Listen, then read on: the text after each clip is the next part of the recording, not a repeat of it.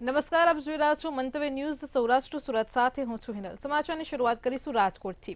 રાજકોટના જયેશ રાદડિયાએ વિરોધીઓ પર પ્રહાર કર્યા છે। જયેશ રાદડિયાના ટપોરી ગેંગ અંગેના નિવેદનને લઈને જયંતિ સરદારાની પ્રતિક્રિયા સામે આવી છે, જેમાં તેમણે જણાવ્યું છે કે જયેશભાઈની સાથે સમાજ છે।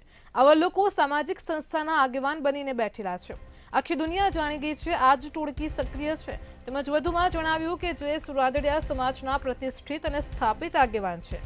સારું કામ કરવું નથી અને સમાજની આગેવાની લેવી છે। આવા લોકોને હવે સમાજ અને બધા ઓળખી ગયા છે તેવું જયંતિ સરદારાએ જણાવ્યું હતું।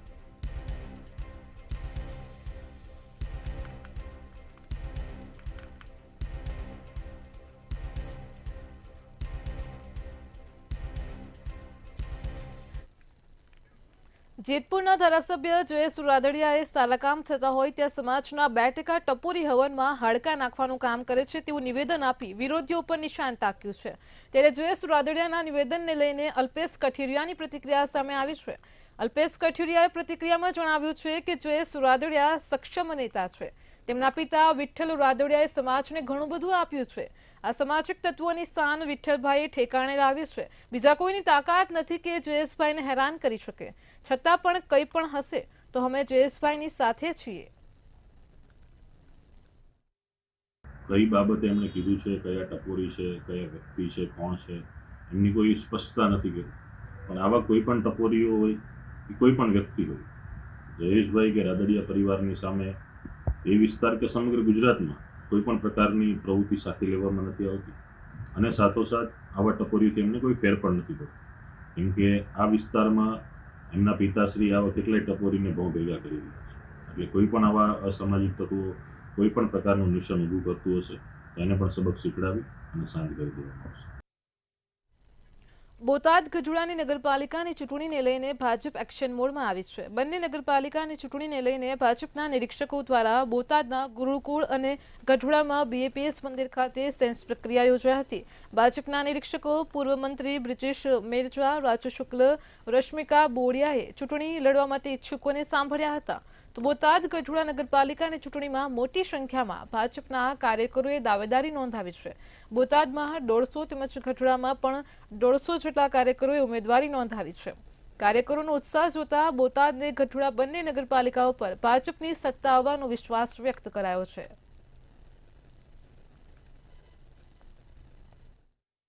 આજે જ્યારે સેન્સ પ્રક્રિયા હોય, અમારા નિરીક્ષકો જ્યારે ગુજરાત પ્રદેશમાંથી અહીંયા આવી રહ્યા હોય ત્યારે આજે બોટાદ ગઢડા રોડ ગુરુકુળ ખાતે ખૂબ મોટી સંખ્યામાં આજે દાવેદારો આવી રહ્યા છે અને તેઓને અને સમગ્ર બોટાદને પણ વિશ્વાસ છે કે આ ભારતીય જનતા પાર્ટીનો વિજય થવાનો છે। ત્યારે જ આટલી મોટી સંખ્યામાં જ્યારે દાવેદારો આવી રહ્યા હોય ત્યારે ફરી એક વખત બોટાદ નગરપાલિકામાં ભારતીય જનતા પાર્ટીનો ભગવો લહેરાવાનો છે। રાજ્ય ચૂંટણી પંચે સમગ્ર ગુજરાતમાં સ્થાનિક સ્વરાજની ચૂંટણીઓની જે જાહેરાત કરી છે તે અંતર્ગત 68 નગરપાલિકાઓની ચૂંટણી પણ જાહેર કરવામાં આવી છે। તેના ભાગરૂપે આ બોટાદ જિલ્લામાં બોટાદ અને ગઢડા બંને નગરપાલિકાની પણ ચૂંટણી 16મી ફેબ્રુઆરીએ થવાની છે। ત્યારે ભાજપના પ્રદેશ તરફથી અમને સેન્સ લેવા માટે અહીં મોકલવામાં આવ્યા છે। જૂનાગઢ મહાનગરપાલિકાની ચૂંટણીને લઈને ભાજપ દ્વારા સેન્સ પ્રક્રિયા હાથ ધરવામાં આવી હતી। વોર્ડ નંબર 1 થી 15ના કાર્યકરોની સેન્સ પ્રક્રિયા લેવામાં આવી છે, જેમાં 300થી વધારે ભાજપના કાર્યકરોએ ફોર્મ ઉપાડ્યા હતા। વોર્ડ પ્રમાણે સેન્સ પ્રક્રિયા હાથ ધરવામાં આવી છે, જેમાં નિરીક્ષક તરીકે કેબિનેટ મંત્રી ભાનુ બાબરિયા, ઉદય કાનગડ અને જયંતિ કવાડિયા હાજર રહ્યા હતા।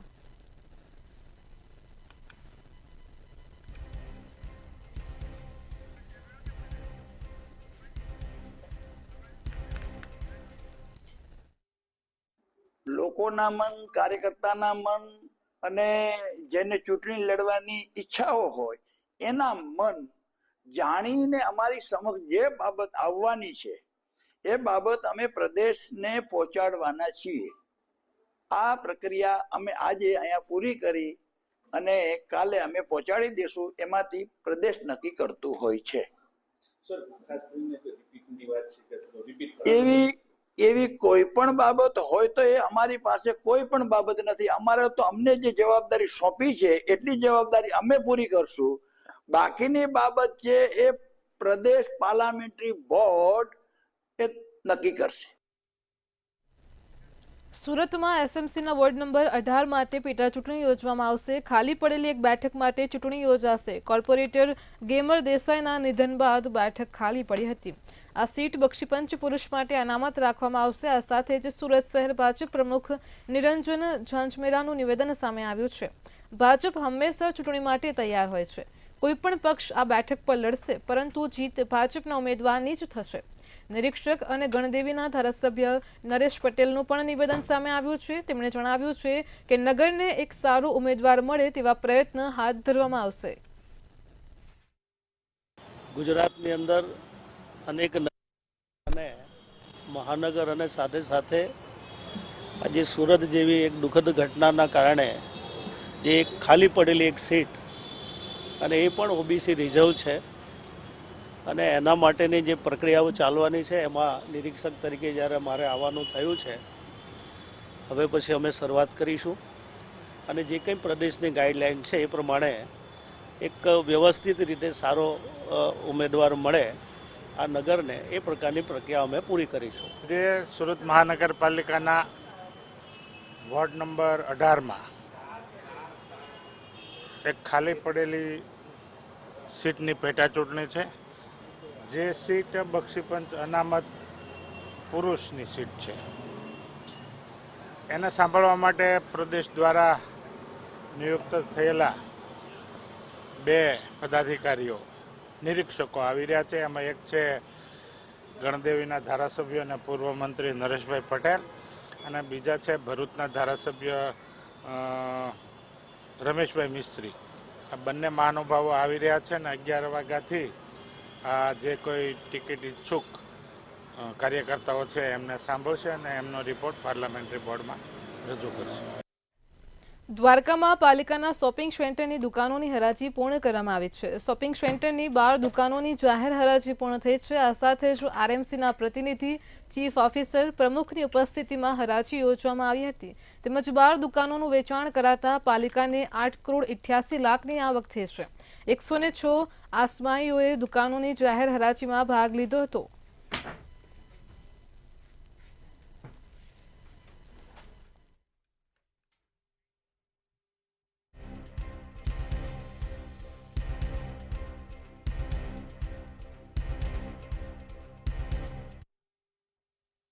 આજરોજ આપણે તારીખ 27/1/2025 ના રોજ ગામ ખંભાળિયા નગરપાલિકા દ્વારા જોધપુર નાકા પાસે બનાવવામાં આવેલી જે 12 શોપિંગ કોમ્પ્લેક્સ હતી એમની સરકારની મંજૂરી લઈ અને આજે હરાજીનો કાર્યક્રમ આયોજન કરવામાં આવેલું હતું. જેમાં નગરપાલિકા પ્રમુખ શ્રી, ચેરમેન શ્રી, આરસીએમ કચેરીના પ્રતિનિધિ શ્રી તમામ લોકો હાજર રહ્યા હતા.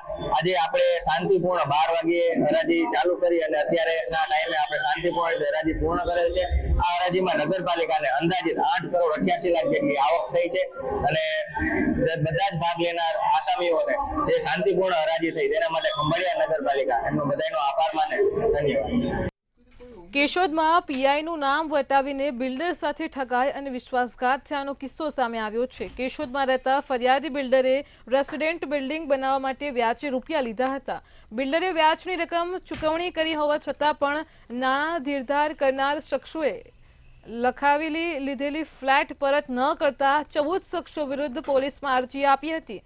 પોલીસે ફરિયાદ ન લેતા હિતેશ ગોહિલ નામના શખ્સે બિલ્ડરને પીઆઈ ના ઓળખીતા હોય તેમ કહીને 1 લાખ જેવી રકમ મેળવી લીધી હતી.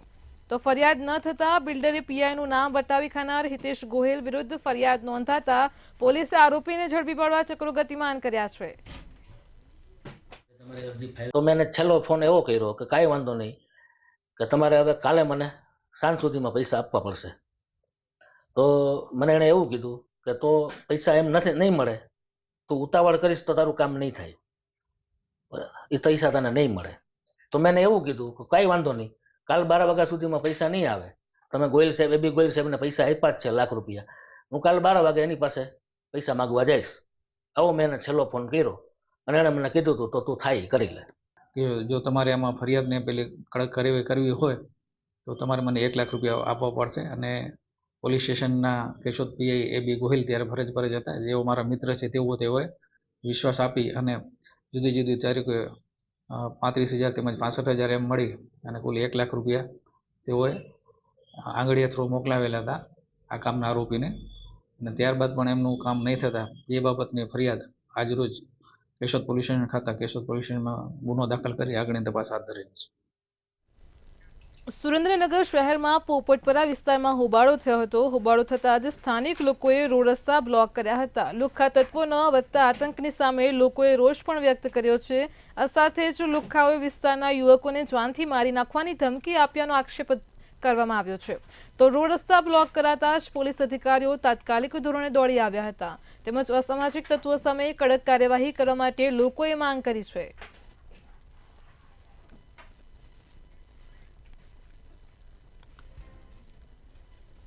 ભાવનગરના મહુવામાં નવા પુલના બ્રિજ ઉપર નેશનલ હાઈવે રોડ પસાર થઈ રહ્યો છે. ત્યારે આ રોડનું કામ પૂર્ણ થઈ ગયું છે, પરંતુ તેની ઉપર 1 વર્ષ કરતાં વધારે સમયથી સ્ટ્રીટ લાઇટ માટે બ્રિજ ઝંખી રહ્યો છે. આ નવા પુલ પર ચાલીને જવા માટે રાહદારીઓને અવરજવર માટે સાઈડમાં રસ્તો બનાવ્યો છે, પણ ત્યાં સ્ટ્રીટ લાઇટ લગાવવામાં જ નથી આવી, જેને લઈને રાહદારીઓ તેમજ વાહન ચાલકોને ભારે મુશ્કેલીનો સામનો કરવો પડી રહ્યો છે. ભાવનગરથી સોમનાથ નેશનલ હાઈવેનું કામ લગભગ બધું પૂર્ણ થવાને આરે છે, પણ મહુવાની અંદર જે નવનાળું છે, મહુવાની અંદર આવવા જવા માટેનો પણ ત્યાંથી રોડ છે અને પગપાળાની બંને બાજુ કેડી લોકોને હાલવા માટેની ચાલવા માટેની છે. એટલે એ નાળા ઉપર 50 થી 100 લગભગ આશરે સ્ટ્રીટ લાઇટ આવી જોઈએ. એને બદલે એક પણ street light national highway authority અને કોન્ટ્રાક્ટરે મૂકી નથી. એટલે આ નેશનલ હાઈવે ઓથોરિટીવાળા અને કોન્ટ્રાક્ટર આ આખી સ્ટ્રીટ લાઇટો ચાવ કરી ગયા કે પછી આમાં ક્યાંક મોટો ભ્રષ્ટાચાર થયો. પરંતુ મહુવાની નજીક આવેલો સૌથી જૂનો નવ પુલ, જેના ઉપર સ્ટ્રીટ લાઇટ લગાડવામાં આવી નથી, અને એ નવ પુલ એટલે મહુવાનું એન્ટ્રાન્સ પણ છે, ત્યાંથી સૌથી વધુ ટ્રાફિક ધરાવતો એ બ્રિજ છે. એમ છતાં તેની ઉપર સ્ટ્રીટ લાઇટ લગાડવામાં આવી નથી, જે બહુ મોટા અકસ્માતને આમંત્રણ આપી શકે એવું પણ કહી શકાય. વધુમાં નવ પુલની ઉપર બંને બાજુ પગદંડી ટાઈપનો એક નાનો રસ્તો પણ બનાવવામાં આવ્યો છે, જેની એક સાઈડ દિવાલ કરી દેવામાં આવી છે, અને ત્યાં રાહદારીઓ ચાલીને ચાલતા હોય છે. હવે જો ઉપર સ્ટ્રીટ લાઇટ જ નહીં હોય તો તે અકસ્માત થવાની સંભાવના વધી જાય છે. ભાવનગર જિલ્લામાં તળાજા તાલુકાના ટીમાણા ગામ ખાતે રહેતા એજ્યુકેટેડ યુવા ખેડૂતે અદ્યતન ટેકનોલોજીની મદદથી કમાલની ખેતી કરીને કૃષિ ક્ષેત્રે નવો કીર્તિમાન કાયમ કર્યો છે. હિમખંડોમાં થતી સૌથી મોંઘી કેસરની ખેતી અંતરિયાળ ગામડામાં કરીને ખેતીની વ્યાખ્યાને બદલવાનો પ્રયત્ન કર્યો છે. તો ભારતમાં કેસરની ખેતી જમ્મુ કાશ્મીરમાં થાય છે. ઠંડા પ્રદેશો સિવાય કેસરની ખેતી કરવી અત્યંત મુશ્કેલ સાબિત થાય છે, પરંતુ ટીમાળા ગામના યુવા ખેડૂતે અદ્યતન ટેકનોલોજીનો મહત્તમ ઉપયોગ કરીને મુશ્કેલ ગણાતી ખેતીને સરળતાપૂર્વક કરી બતાવી છે. કોઈપણ પ્રકારની જમીન કે પાણી, ખાતર કે રાસાયણિક દવા વગર જ ₹15 લાખનું આર્થિક રોકાણ કરી આ ખેતી શરૂ કરી હતી. આ કેસરની ખેતી થકી છેલ્લા 1.5 વર્ષમાં 800 ગ્રામથી વધુ કેસરનું ઉત્પાદન કરી 8 લાખની કમાણી કરી છે. ભાવને લઈને ખેડૂતો છે કચવાટ કરે છે, લાંબા સમયથી આ ભાવ નથી મળતા. આવા સમયમાં પણ હવે યુવા ખેડૂતો જે છે ભાવનગર જિલ્લાના, તે નવીન પ્રકારની ખેતી એટલે કે જે ગુજરાતમાં નહીં ઠંડા પ્રદેશની અંદર જે ખેતી થતી હોય તે હવે ભાવનગરમાં લઈ આવ્યા છે. ત્યારે ભાવનગર જિલ્લામાં સૌ પ્રથમ કેસરની ખેતી કરતા યુવા સાથે આપણે વાત કરશું, જે ભાવનગર જિલ્લાના તળાજા તાલુકાનું ગામ છે તેમની સાથે વાત કરશું. પહેલા તો આપનું નામ, આપનું ગામનું નામ. તો મારું નામ છે પંડ્યા જયપાલભાઈ રોહિતભાઈ, ગામ છે ટીમાળા અને ભાવનગર જિલ્લો. શું કહેશો, કેસરની ખેતી તમે કરી રહ્યા છો, આ આઈડિયા ક્યાંથી આવ્યો, પછી આ ખેતી કરવા માટે તમે કેટલો પરિશ્રમ કર્યો, કેવી રીતના તમે આ મુકામ સુધી પહોંચ્યા? તો આ વિશાળ કેસરની ખેતીનો એ માટે આવ્યો છે, જો કે આવી રીતના કેસરની ખેતી નહીં પણ ઘણી બધી ખેતી થઈ શકે છે, પણ આપણે જોતા હોઈએ તો ખેડૂતોને પૂરતા બિચારાને ભાવ નથી મળતા. 3 મહિના બધા મહેનત કરતા હોય તો એને જે જરૂર પડતા છે ભાવ હોય એ નથી મળતા. તો મેં બધાથી અલગ, ટૂંકમાં એક અલગ જ વસ્તુ જે એરોપોનિક ટેકનોલોજીથી કેસરની ખેતી કરી, કે જેમાં માટી, પાણી કોઈ વસ્તુની જરૂર નથી પડતી કે જમીનની, ઓનલી હવાથી કેસરની ખેતી ટેમ્પરેચર મેન્ટેન કરીને કરી શકાય છે. તો એ રીતે આપણે સોશિયલ મીડિયા દ્વારા મને આ વિચાર આવેલો છે. હું પેમ્પોર ગયો હતો, અહીંયા બધે જોયું જાણ્યું તો મેં પછી અહીંયા કેસરની ખેતીનું શરૂ કર્યું. જે પદ્ધતિનો તમે ઉપયોગ કરો છો તે પદ્ધતિ માટે કઈ ઇન્સ્ટ્રુમેન્ટ લાગુ પડતા હોય છે, ક્યાંથી તે મળતા હોય છે, તમે કેવી રીતના પ્રાપ્ત કરી? હા, તો અમુક વસ્તુ છે તો મેં ઓનલાઈન મગાવેલી છે, બાકી બધી જુદી જુદી કંપની આગળથી લીધેલી છે. તો એની અંદર હ્યુમિડિફાયર મશીન છે, CO2 છે, પછી લાઇટ છે, એ બધી વસ્તુ છે. તો આ ઓલું આપણે ચિલ્લર મશીન, તો એ ટેમ્પરેચર માટે, કેમ કે ત્યાં પેમ્પર જેવું વાતાવરણ આપણે કાશ્મીર જેવું અહીંયા ઊભું કરવું પડે, કૃત્રિમ વાતાવરણ, તો એ માટે. ખાસ કરીને વાત કરો તો જે બિયારણ છે તે ક્યાંથી લાવવામાં આવતું હોય છે, તેને રોપવામાંથી લઈને કેટલા સમયમાં કેસર ઉત્પન્ન થાય છે? તો બિયારણ છે તો કાશ્મીરના પેમ્પરમાંથી લાવેલો છું. જે બિયારણનો 1 કિલોનો ભાવ છે 1500 થી 2000 રૂપિયા છે, અને એને કમ્પ્લીટ પાકવાની અંદર 3 મહિનાની પ્રોસેસર આવે છે. તો એ કમ્પ્લીટ કરો તો તમારે 10-15 લાખનું કેસર થાય છે. કેવી રીતના તેમને કહી શકાય કે તેમને પ્રેરણા બન્યા ને ત્યારબાદ કેવી રીતના તેમને આ ખેતી કરી છે અને કેવી રીતના કેસરનું ઉત્પાદન થાય છે, સાથે સરકાર દ્વારા પણ જો આની અંદર સ્પેશિયલ લોન અને સરકાર દ્વારા પ્રોત્સાહન આપવામાં આવે તો જે નાના ખેડૂતો છે તે પણ આ ખેતી કરી શકે એમ છે, અને ઓછી મહેનતે અને કહી શકાય કે જે સરળ નિપજ છે તે પણ કેસરની ખેતી તે લોકોને મળી રહી છે. હવે જે યુવા પેઢી છે તે નવીન તરહની જે ખેતી છે તેમાં પણ પ્રેરિત થઈ છે. જોવા રહ્યું કે કેસરની ખેતીમાં પહેલો પાયો ભાવનગરમાં કિમાના ગામમાં નખાણો છે. હવે સરકારની મદદ કેવી મળશે અને અન્ય ખેડૂતો છે તે કેસરની ખેતીને ગુજરાતની અંદર કયા સુધી લઈ જઈ શકે છે? કેમેરામેન હિરેન માંડલિયા સાથે હિરેન ચૌહાણ, મંતવ્ય ન્યૂઝ, ભાવનગર. સુરતમાં પીપલોડ રોડ પરથી સ્ટન્ટ કરતો વિડીયો વાયરલ થયો હતો. બાઇકર્સનો સ્ટન્ટ કરતો વિડીયો વાયરલ થયો છે. બાઇકર્સે જાહેર રસ્તાઓ પર સ્ટન્ટ કરીને લોકોને આકર્ષ્યા હતા. આ સાથે જ નાના બાળકોને બાઇક પર બેસાડીને સ્ટન્ટ કરતા નજરે પડ્યા છે. તેમજ બાળકોને લઈને કોઈપણ પ્રકારની સેફટી કે હેલ્મેટ પણ પહેરાવ્યા ન હતા. શું રોડ બંધ કરી સ્ટન્ટ કરનાર ચાલકો સામે કાર્યવાહી થશે કે નહીં, તેવા અનેક સવાલ ઊભા થઈ રહ્યા છે.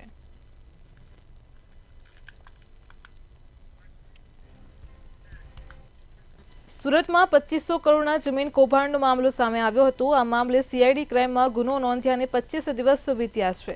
ત્યારે સીઆઈડીની તપાસ ગોકળ ગતિએ ચાલતી હોવાનું સામે આવ્યું છે. સાયલેન્ટ ઝોનની તપાસ પણ સાયલેન્ટની જેમ ધીમી ગતિએ ચાલી રહી છે. 25 દિવસ બાદ પણ એકની પણ ધરપકડ કરવામાં નથી આવી, જ્યારે બીજી બાજુ આરોપીઓને હાઈકોર્ટથી પણ રાહત નથી મળી.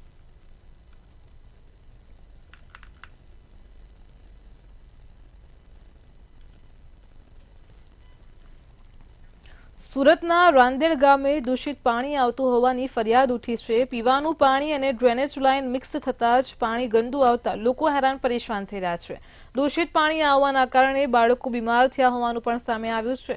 તો પાણીની લાઇનમાં પંચર થતાં જ પીવાના પાણીમાં દૂષિત પાણી ભળીને ડ્રેનેજ સાથે બહાર આવતું હોવાનું સામે આવ્યું છે. છેલ્લા 15 દિવસથી રાંદેર ગામમાં દૂષિત પાણી આવતું હોવાની ફરિયાદ ઉઠવા પામી છે. આ ડ્રેનેજ લેનું પેલું પાણી બધું મિક્સર થઈ ગયેલું છે, બધું ગંદુ પાણી આવે છે. ના ખારા ખોડા જેવું ને એમને એમ પડી મચ્છર કેટલા થાય છે, બચ્ચાઓ બીમાર થઈ જાય છે. કેટલા દિવસથી આ ખોદેલું છે? આજે 15 દાડા થવાના. ઘરમાં પીવાનું પાણી કેવું આવે છે? આવે ત્યાં અમે તો ગરમ કરીએ છીએ. અત્યારે આવે છે પણ અમે ગરમ ઉકાળીને જ પાણી પીએ છીએ. એના અંદર છેલ્લા 15-20 દિવસથી પાણી દોડું અને ગંદાતું વાસવાળું આવે છે. કોર્પોરેશનના લોકો જગા ખાડા ખોદીને આખો મુલ્લો ખોદી નાખ્યો છે ને લાઈનને તપાસ કરે છે કે ક્યાંથી ડ્રેનેજનું મિક્સ થાય છે, પણ એ લોકોને કંઈ મળતું નથી. એવું લાગે છે કે જૂની પદ્ધતિથી કામ કરવાના લીધે આટલે કોઈ પણ તપાસ કરે છે કે ભાઈ ક્યાંથી લીકેજ થાય છે અને ક્યાં લાઈનના અંદર જોઈન્ટ થાય છે. 15-20 વર્ષ ઉપર થઈ ગયા, 15-20 દિવસ ઉપર થઈ ગયા. પાણી ગંદુ મેલું ને વાસ મારે છે. હવે એની અંદર અમારે ઘરની અંદર પણ પાણી અમારે થોડું જવા દેવું પડે, પછી થોડું પાણી ભરવું પડે, ઉકાળીને પાણી પીવું પડે છે. બાકી આમ બસ સાદું પીવાય નહીં પાણી, એટલું પાણી ખરાબ આવે છે. કેટલા દિવસથી ખોદેલું છે? આ 15 દિવસ થવાના ને, 15 દિવસ તો થઈ ગયા. બધા મોહલ્લામાં અવારનવાર, કારણ કે આ તો રાહદારીનો રસ્તો છે. રાંદેર ગામતળમાં સુરત ડિસ્ટ્રિક્ટ બેંક પાસે એક ખોદાણ પણ કર્યું છે અને ત્યાં આપણને શરૂઆતી તબક્કામાં 1 અને 2 બેગ જેવા પંચર મળ્યા છે, જેને આપણે સોલ્વ કર્યા છે. તેની આગળ લાઇનમાં એક એરવાલ છે, તે પણ કદાચ પ્રોબ્લેમેટિક હોઈ શકે. તો આજે અથવા તો થોડા ટૂંક સમયમાં એ પણ ચકાસણી થશે અને એને પણ સોલ્યુશન લાવશું. અને જરૂર લાગે તો વધુ ખોદાણ કરીને ચેક કરશું, જેથી કરીને આ સમસ્યાનું નિરાકરણ કરી શકાય. સુરત શહેરમાંથી મેફેડ્રોન ડ્રગ્સ ઝડપાયો છે. તો સુરતથી સમાચાર મળી રહ્યા છે. ફરી એકવાર ક્રાઇમ બ્રાન્ચનું અલગ અલગ વિસ્તારમાં ઓપરેશન સામે આવ્યું છે. મેફેડ્રોન ડ્રગ્સ ઝડપી પાડવામાં આવ્યું છે. તો બે અલગ અલગ ઓપરેશનમાં એમડી ડ્રગ્સ ઝડપાયું છે. સુરતથી સમાચાર મળી રહ્યા છે. સુરતમાં ક્રાઇમ બ્રાન્ચે અંદાજે 10 લાખનો ડ્રગ્સનો જથ્થો ઝડપી પાડ્યો છે.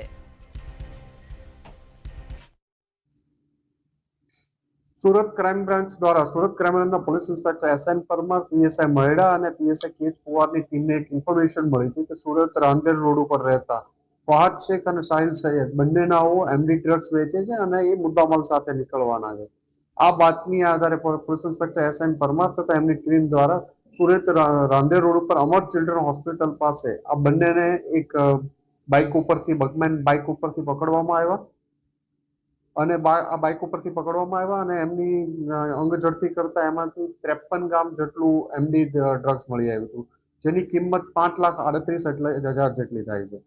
આ લોકોની પૂછપરછ દરમિયાન એક બીજું નામ સામેથી આવ્યું કે આ મુદ્દામાલ ક્યાંથી લાવ્યો હતો, તો એણે સોહન હજીઉલ્લાહ ખાન રાંદેરનો રહેવાસી છે એનું નામ આપ્યું હતું. ક્રાઇમ બ્રાન્ચની બીજી ટીમ દ્વારા એના ઘરે વહેલી સવારે ફરીથી રેડ કરતા એની પાસેથી પણ એના ઘરેથી આપણને બીજું 27-23 ગ્રામ જેટલો મુદ્દામાલ બીજો પણ મળી આવ્યો એમડી ડ્રગ્સનો અને પ્રતિબંધિત ન કહી શકાય પણ મેગ્નેશિયમ સલ્ફેટ જેવું એક એસિટિક વસ્તુ ત્યાં એમના ઘરેથી શંકાસ્પદ પદાર્થ મળી આવ્યો છે. હવે આપણે વાત કરીશું 2025 ને 26 માટે રજૂ થનારા કેન્દ્રીય બજેટને લઈને જૂનાગઢના લોકોના શું છે મંતવ્યો.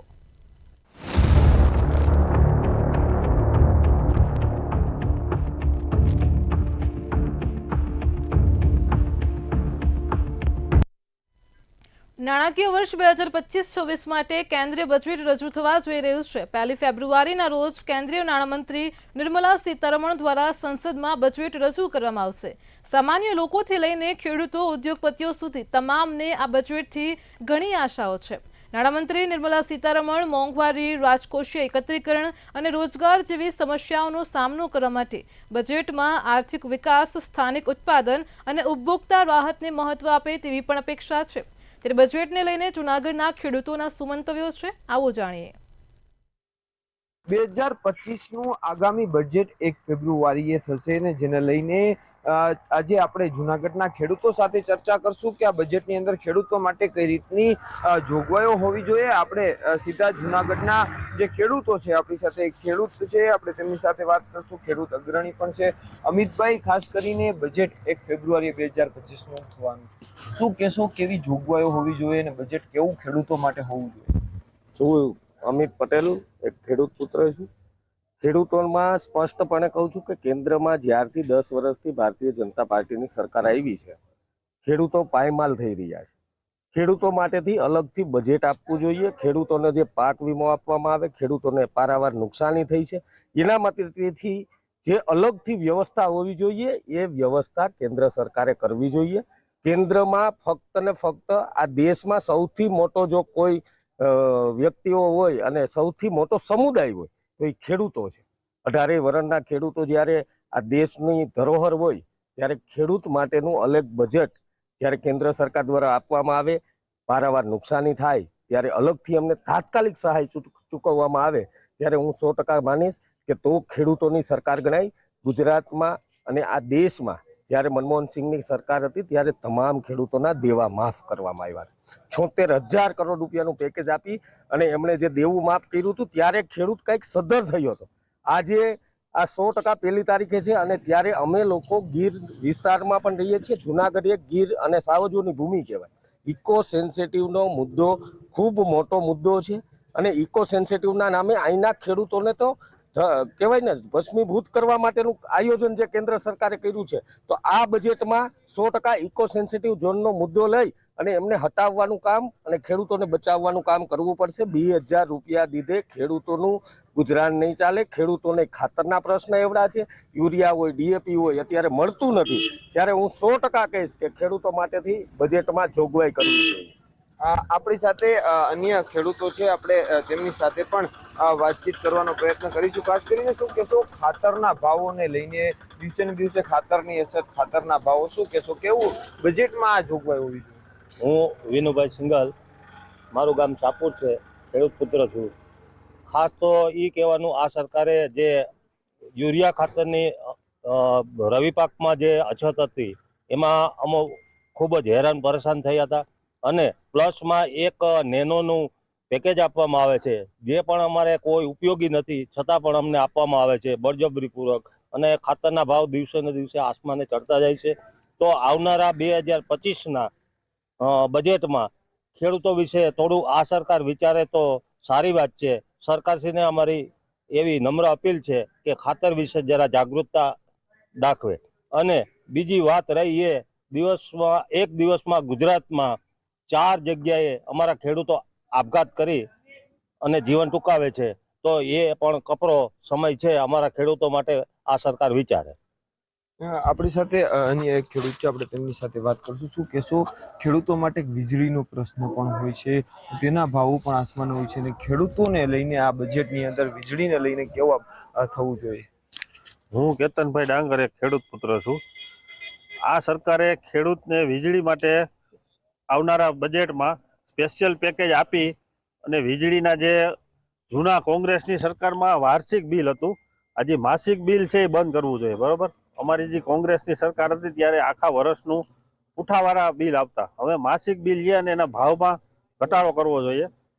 અને જે ખાતરનો પ્રશ્ન છે, ખાતરને સબસિડીમાં લઈને આવનારા બજેટમાં ખાતર ઉપર સબસિડી આવવી જોઈએ. અમારી સરકારમાં જે ખાતરના ભાવ હતા એના કરતાં અત્યારે બમણા ભાવ સરકારે કરી દીધા છે, તો એ બજેટમાં એને લેવું જોઈએ. ખાસ કરીને ખાતરના ભાવની પણ વાત કરવામાં આવી છે. આપણે અન્ય પ્રશ્નોને, ખેડૂતોના પ્રશ્નો છે તેને લઈને પણ ચર્ચા કરશું. કાકા, શું કહેશો, કઈ રીતના ઉપજોના જે ભાવો હોય છે અને આ બજેટમાં કેવું હોવું જોઈએ આ ખેડૂતો માટે? ચુનીલાલ પનારા, ખેડૂત સાપુર. અત્યારે જે ટેકાના ભાવમાં જે મગફળીને જે લેવાય છે એમાં જે ભ્રષ્ટાચાર થાય છે, એની જગ્યાએ ખેડૂતને ડાયરેક્ટ વીઘે તમારે જે દેવાનું છે, આ એજન્સીઓમાં જે ખર્ચા કરે છે અને બારદાનના એ ખર્ચા કરે, ખેડૂતને ડાયરેક્ટ ખાતામાં પૈસા આપી દે. અને આ ભ્રષ્ટાચાર કાયમી માટે જે ઊભો છે એ ભ્રષ્ટાચાર નાબૂદ કરવો હોય તો કેન્દ્ર સરકારને બજેટમાં લેવું જોઈએ કે ભાઈ ખેડૂત વાવેતરમાં જે મંત્રી પાસે લખાવી અને જે તે વાવેતર હોય એ પ્રમાણે એને જે વજન પ્રમાણે લેવાનું એ ડાયરેક્ટ લઈ લઈએ. આ જે ખરીદીમાં ભ્રષ્ટાચારો થાય છે અને અત્યારે સરકારમાં જે ભ્રષ્ટાચારો બરોબર આવે છે એના માટે કંટ્રોલ કરવા માટે એ કેન્દ્ર સરકારને એ આયોજન ગોઠવવું જોઈએ. આગામી બજેટને લઈને અનેક પ્રશ્નો ઉપર ખેડૂતો સાથે ચર્ચા કરી. આપણી સાથે અન્ય એક ખેડૂત છે, આપણે તેમની સાથે પણ ચર્ચા કરશું કે અન્ય કયા એવા મૂંઝવતા પ્રશ્નો છે કે જે બજેટમાં આવી શકે અને તેનાથી ખેડૂતોને ફાયદો થઈ શકે. મારું નામ ચિરાગ ગલાણી છે, મારું ગામ નાંદ્રકી છે. હું એક ખેડૂત પુત્ર છું. ભ્રષ્ટાચારથી તો મુદ્દાના તો કોઈ એવા ઓલા છે જ નહીં કે એટલા મુદ્દા છે કે જેની ઉપર આપણે ચર્ચા કરીએ એ પણ ઓછી પડે એમ છે. પણ બજેટ આવે છે ત્યારે કુદરતી જે આફતો આવે છે, કુદરતી આફતો, વાવાઝોડા, કમોસમી વરસાદ, આવા બધા જે તૈયાર મોલ ઉપર પડે છે અને એના કોઈ નિવાકરણ થતા નથી. આ બજેટની અંદર એ તાત્કાલિક જોગવાઈ થઈ જવી જોઈએ. બજેટની અંદર જ આ સમાવેશ થઈ જવો જોઈએ કે તાત્કાલિક જે નુકસાનીના પૈસા મળી જાય. આવું સરકારશ્રીને અમે નિવેદન કરીએ છીએ. તો આ હતા જુનાગઢ જિલ્લાના જુદા જુદા જે ગામોના ખેડૂતો, અને તેમનું કહેવું છે કે આગામી બજેટની અંદર ખેડૂતોના હિત માટે છે તે અમુક બજેટો મૂકવા જોઈએ અને અમુક જે પ્રશ્નો છે તે લેવા જોઈએ, જેના કારણે ખેડૂતોને ફાયદો થઈ શકે તેમ છે. અમારા બખાઈ મંતવ્ય ન્યૂઝ, જુનાગઢ. સમાચારોમાં હાલ આટલું જ. હવે નિહાળો સીધો સંવાદ સહયોગી કુંજ સાથે. નમસ્કાર.